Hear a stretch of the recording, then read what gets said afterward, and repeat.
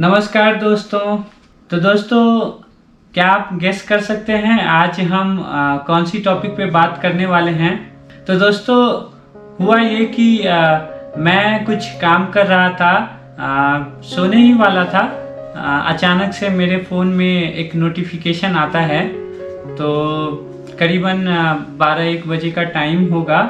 मैं अभी मेक्सिको में हूँ। फिर ऑब्वियसली वो नोटिफिकेशन, वो टॉपिक इतना इंटरेस्टिंग था कि मेरी नींद चली गई। जी हाँ दोस्तों, तो आज हम बात करने वाले हैं यूपीएससी सीएससी 2022 के रिजल्ट की। तो दोस्तों, फाइनली लाखों मिलियंस कैंडिडेट्स, यूएससी एस्पिरेंट जिन्होंने एग्ज़ाम लिखा, फाइनली उनके लिए इंतज़ार की घड़ी ख़त्म हो चुकी है।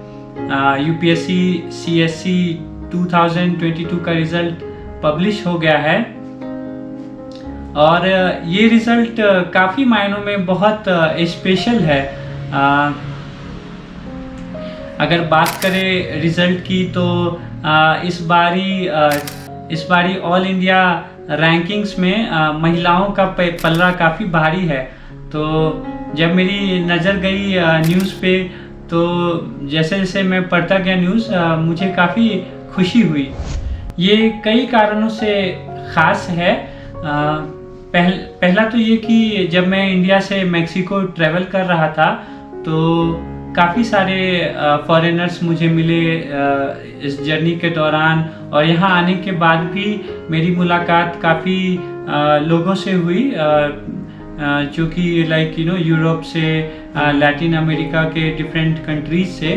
तो आपको तो मालूम ही है दोस्तों, आए दिन नेटफ्लिक्स में काफ़ी सीरीज़ इंडिया के देखने को मिलते हैं। काफ़ी बॉलीवुड मूवीज़ काफ़ी फेमस है और ऑब्वियसली आजकल तो स्टार्टअप और बहुत सारी चीज़ों में, टेक में हम बहुत आगे आ चुके हैं। तो ऑब्वियसली अभी जो इंडिया का एक जो सीन है वो काफ़ी पहले से बदल गया है। तो लोग काफ़ी लोगों को काफ़ी नॉलेज हो गया है इंडिया के बारे में, इंडियन कल्चर के बारे में। बट एक बात जो कॉमन थी उन सब में, वो ये थी कि इंडिया में अभी भी मेरे से लोग पूछते थे मुझसे कि इंडिया में वुमेन्स की क्या सिचुएशन है। अभी भी वुमेन्स को बुरे नज़र से देखा जाता है। अभी भी उनको इक्वालिटी नहीं मिली है, उनको समानता का दर्जा नहीं मिला है। क्या अभी भी इंडिया पुरुष प्रधान है, बहुत डोमिनेंट, जो बहुत पहले सदियों पहले हुआ करता था।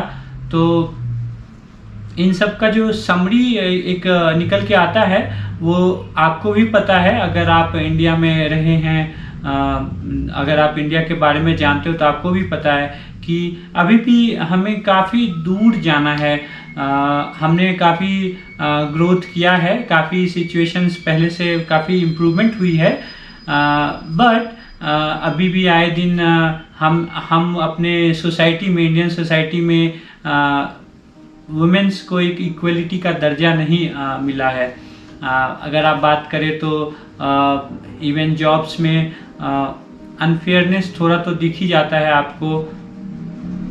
और महिलाएं, अगर आप मेट्रोपॉलिटन सिटी की बात छोड़ दो, अगर इन 4-5 शहरों की बात छोड़ दो, पटना, दिल्ली, हैदराबाद, बेंगलोर, चेन्नई, कोलकाता, मुंबई, और जितने हैं 10-20 शहरों की अगर बात हम छोड़ दें, तो अभी भी अगर आप थोड़े छोटे शहर में जाते हो तो आपको ये दिखने के लिए मिल जाता है कि महिलाएं घर से बाहर नहीं जा रही हैं।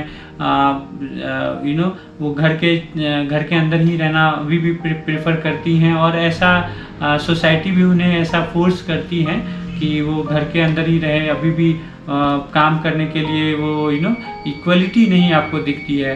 तो इस मायने में ऐसा रिज़ल्ट आना, इतने बड़े लेवल का एग्ज़ाम, दोस्तों यूपीएससी एग्ज़ाम के बारे में बताने की ज़रूरत नहीं है। अगर आप या मैं इंडिया से हूँ और स्पेशली अगर मीडियम क्लास फैमिली से बिलोंग करते हैं, तो यूपीएससी जो है, आईएएस, यूपीएससी, पब्लिक एडमिनिस्ट्रेशन, ये एक बहुत ही फैमिलियर वर्ड हो जाता है इस मामले में। आए दिन मुझे याद है, मैं अगर आज से कुछ साल पहले की बात करूं, जब मैं कॉलेज में पढ़ाई कर रहा था, तो जब भी मेरे रिश्तेदार, मेरे मौसा मौसी, मामा मामी, नाना जो भी हैं, चाचा चाची, जब भी बात होती थी तो एक कहीं ना कहीं वो एक टॉपिक आ जाता था कि बेटा क्या कर रहे हो, आगे क्या फ्यूचर होने वाला है। तो जब मैंने इंजीनियरिंग की पढ़ाई की है, तो जब मैं बताता था कि आगे चल के प्राइवेट जॉब करना है, कुछ उसमें अच्छा करना है, तो एक कहीं ना कहीं एक उतनी ज़्यादा खुशी चेहरे पे नहीं मालूम पड़ती थी। इसके कई खास रीज़न भी हैं। जब आप मीडियम क्लास में रहते हो, मीडियम क्लास से बिलोंग करते हो, तो काफ़ी चैलेंजेस रहती हैं सोसाइटी में। ऑब्वियसली इंडिया जैसे पॉपुलेटेड शहर में काफ़ी कंपटीशन है, इतनी ज़्यादा आबादी है, अपॉर्चुनिटीज़ बहुत कम है उसके कंपेयर में। तो एक बहुत ही लिमिटेड ऑप्शंस रहता है मिडिल क्लास फैमिली के साथ। गिन चुन के आपको 3-4 ही करियर ऑप्शंस दिखाई पड़ते हैं। एक कि इंजीनियरिंग कर लो, दूसरा मेडिकल, तीसरा कोई गवर्नमेंट जॉब, या फिर कोई अच्छी सी जो जॉब है वो यूपीएससी, बीपीएससी, सेंट्रल लेवल या स्टेट लेवल की कोई अच्छी जॉब, ये, या फिर प्रोफेसर, टीचर, मतलब बहुत गिन चुन के बहुत लिमिटेड करियर ऑप्शंस रहते हैं। और इसके पीछे भी ये वजह है कि जब आप मीडियम क्लास से रहते हो तो काफ़ी रिसोर्सेज की कमी होती है।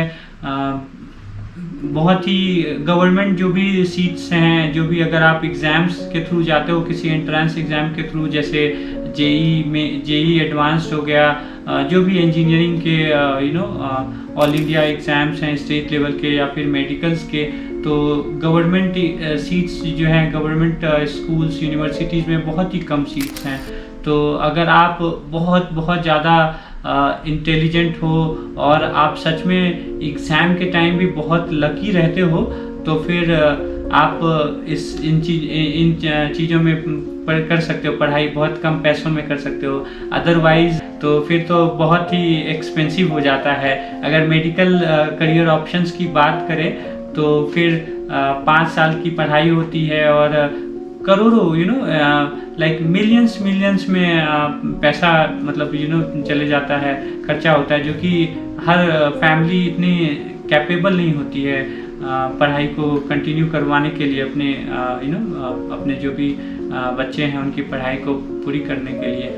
तो इसीलिए गिन चुन के एक करियर ऑप्शंस रहता है। ऐसे में अगर रिजल्ट की बात करें तो महिलाओं ने परचम लहराया है इसमें। वुमेन्स एम्पावरमेंट आपको देखने को मिलता है यहाँ पे।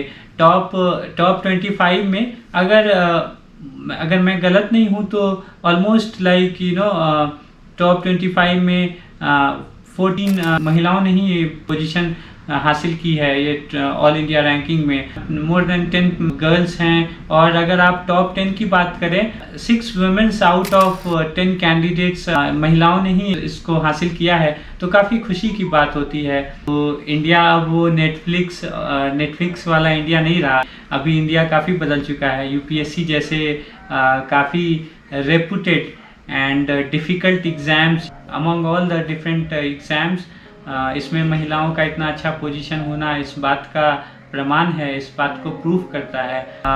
लाखों, इसमें more than millions candidates appear हुए थे इस एग्ज़ाम्स में। इतनी बड़ी संख्या में लोग एग्ज़ाम देते हैं और उसमें से गिन चुन के 1000 पोजीशन, लाइक 933 पोजीशंस पब्लिश हुई है। मैं देख रहा था इंटरव्यूज़, आपको तो पता ही है, जैसे रिजल्ट पब्लिश होता है तो कोचिंग वालों की भी एक होड़ शुरू हो जाती है।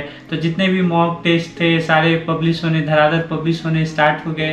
तो मैं उनको देख रहा था, तो मुझे इशिता किशोर की जो उनकी लाइफ है, जो उनकी जर्नी रही, वो काफ़ी टच की मुझे।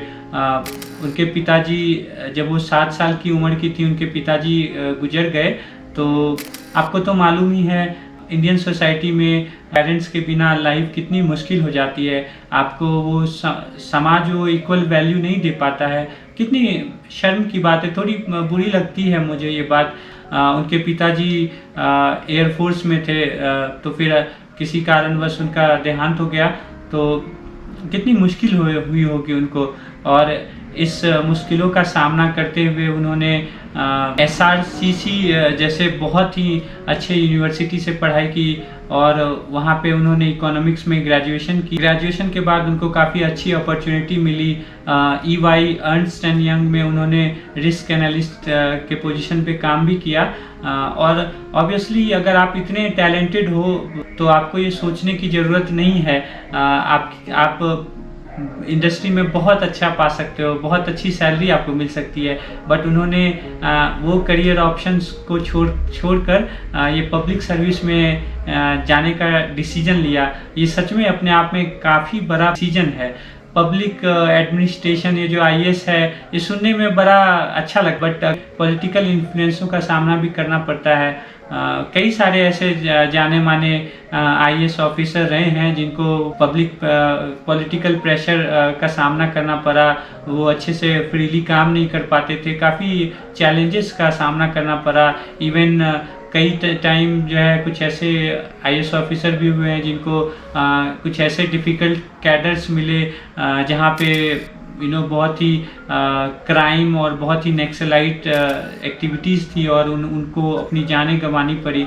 तो ज़रा सोचिए, आप इतनी मेहनत करने के बाद, इतने संघर्ष के बाद अगर आप ये मुकाम हासिल करते हो, और उसमें आपको इतने सारे चैलेंजेस, एक अच्छी जो आराम की लाइफ होती है जो हर कोई जीना चाहता है, वहाँ पे भी जाके अगर आपको स्ट्रगल ही करना पड़े, और फिर भी ऐसे लोग हैं, इनको सैल्यूट करता हूँ मैं कि पब्लिक सर्विस को मोटिवेशन बना के ये इस जगह जाते हैं और इंडिया को बदलना चाहते हैं। तो इनकी जितनी भी तारीफ की जाए वो बहुत कम है। और अगर बात की जाए गरिमा लोहिया जी की, तो इनकी भी सक्सेस जर्नी है, काफ़ी मोटिवेशनल है। गरिमा जी एक बहुत ही छोटे जगह से आती है, शायद आपको तो उस जगह का नाम भी नहीं मालूम होगा, I am sure. Buxar Bihar में एक छोटा सा ज़िला है जो यूपी के बॉर्डर पे है।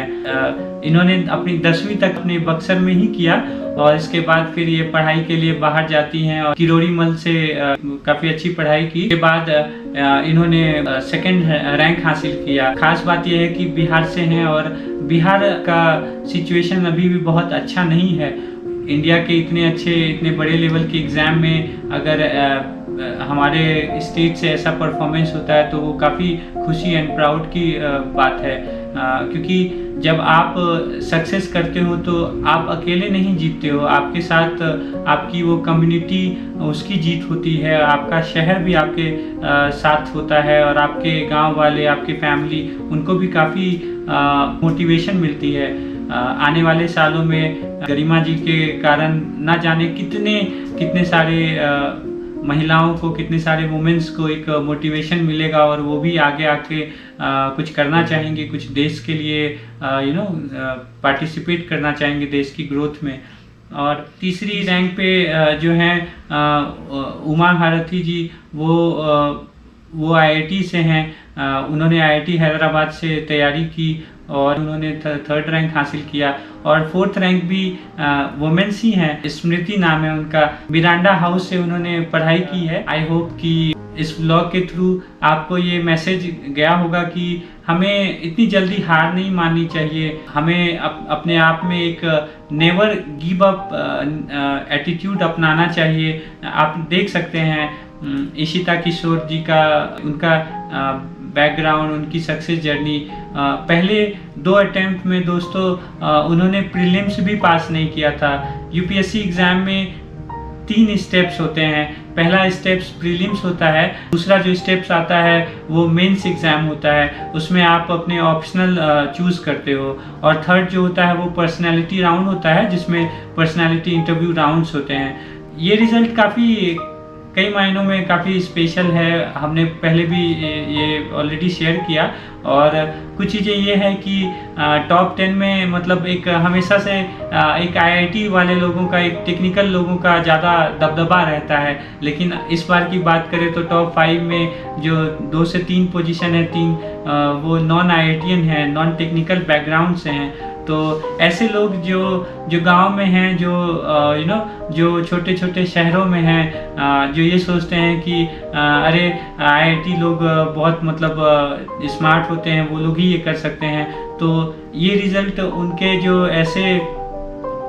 जो ऐसे परसेप्शन है उनको भी ये तोड़ देता है कि नहीं, अगर आप अच्छी मेहनत करते हो, अगर लगन करते हो डिसिप्लिन वे में, तो आप भी ज़रूर अच्छे मुकाम को पा सकते हो। तो दोस्तों, आपको ये व्लॉग पसंद आया तो इसे सब्सक्राइब करना ना भूलें। आप में से भी कई सारे लोग होंगे, क्या पता जो यूपीएससी के लिए एस्पायर कर रहे होंगे, और मेरे लिए इससे बढ़ के खुशी की बात और क्या हो सकती है कि अगर आपको इस वीडियो से कुछ अच्छा मिले। मैं जितने भी इम्पोर्टेंट मॉक इंटरव्यू के या जो भी मटेरियल्स हैं उनकी लिंक कोशिश करूंगा इस डिस्क्रिप्शन बॉक्स में डाल देने की, ताकि इससे आप लोगों को काफ़ी बेनिफिट मिल सके। तो आज के लिए इतना ही, हम फिर मिलते हैं कुछ नए टॉपिक में, तब तक के लिए बाय।